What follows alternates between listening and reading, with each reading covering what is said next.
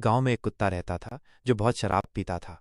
रोज शराब के नशे में घर आता और जब उसकी पत्नी उसे रोकती, समझाने की कोशिश करती, तो वो उसे बुरी तरह पीटता। यह सब उसका बेटा, एक छोटा सा पिल्ला, चुपचाप देखा करता था। उसकी माँ की चीखें, पिता का नशा और खुद का डर सब उसकी आत्मा में उतर चुका था। एक दिन जब उसके पिता ने उसकी माँ को सिर्फ इसलिए पीटा क्योंकि उसने शराब का गिलास छीन लिया था, तब वो पिल्ला अंदर से टूट गया।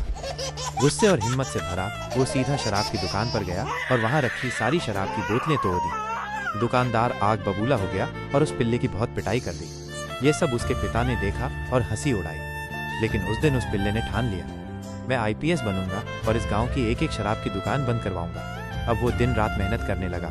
खाने के लिए पैसे नहीं थे, लेकिन वो एक विद्यालय में चपरासी की नौकरी करने लगा।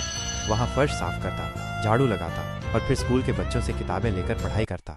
कुछ महीनों बाद आईपीएस परीक्षा का दिन आया। उसने परीक्षा दी और पूरे गांव को चौंकाते हुए आईपीएस में चयनित हो गया। इसके बाद वो ट्रेनिंग में गया, जहां भी उसने पूरी लगन से मेहनत की और ट्रेनिंग पास की। फिर एक दिन गांव में एक बुलेट मोटरसाइकिल आई। उस पर वर्दी में चमकता हुआ वही पिल्ला बैठा था। अब वो आईपीएस अफसर बन चुका था। उसने गांव की हर शराब की दुकान बंद करवाई और उस दुकानदार को गिरफ्तार किया जिसने बचपन में उसे पीटा था। ये सब देखकर उसकी माँ की आंखें भर आईं, लेकिन अब उनमें दर्द नहीं, गर्व था। उसका पिता भी ये सब देखकर टूट गया। उसने अपने बेटे के सामने हाथ जोड़कर कहा, अब मैं कभी शराब नहीं पीऊंगा, मुझे माफ कर दो।